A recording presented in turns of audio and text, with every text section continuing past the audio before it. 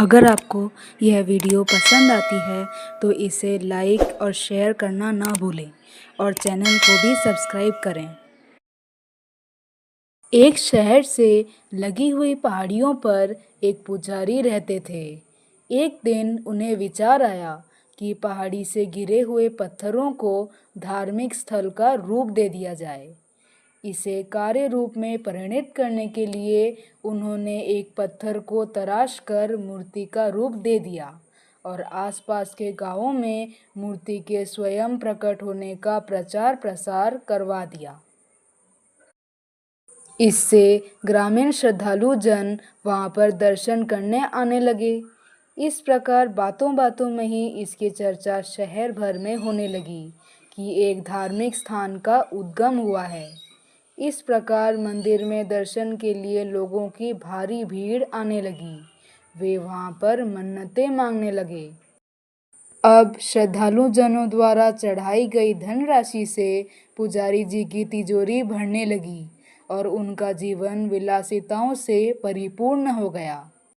मंदिर में लगने वाली भीड़ से आकर्षित होकर नेतागण भी वहां पहुंचने लगे और क्षेत्र के विकास का सपना दिखाकर अपनी लोकप्रियता को बढ़ाने का प्रयास करने लगे। कुछ वर्षों बाद पुजारी जी अचानक बीमार पड़ गए। जांच के उपरांत पता चला कि वे कैंसर जैसे घातक रोग की अंतिम अवस्था में हैं। यह जानकर वे फूट फूट कर रोने लगे और भगवान को उल्हाना देने लगे कि प्रभु, मुझे इतना कठोर दंड क्यों दिया जा रहा है? मैंने तो जीवन भर आपकी सेवा की है। उनका जीवन बड़ी पीड़ादायक स्थिति में बीत रहा था।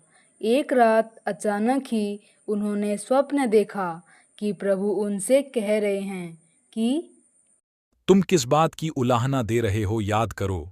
एक बालक भूखा प्यासा मंदिर की शरण में आया था।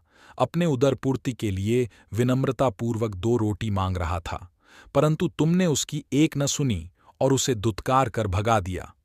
एक दिन एक वृद्ध बरसते हुए पानी में मंदिर में आश्रय पाने के लिए आया था। उसे मंदिर बंद होने का कारण बताते हुए तुमने बाहर कर दिया था। गांव के कुछ विद्यार्थी गण अपनी शाला के निर्माण के लिए दान हेतु निवेदन करने आए थे। उन्हें शासकीय योजनाओं का लाभ उठाने का सुझाव देकर तुमने विदा कर दिया था।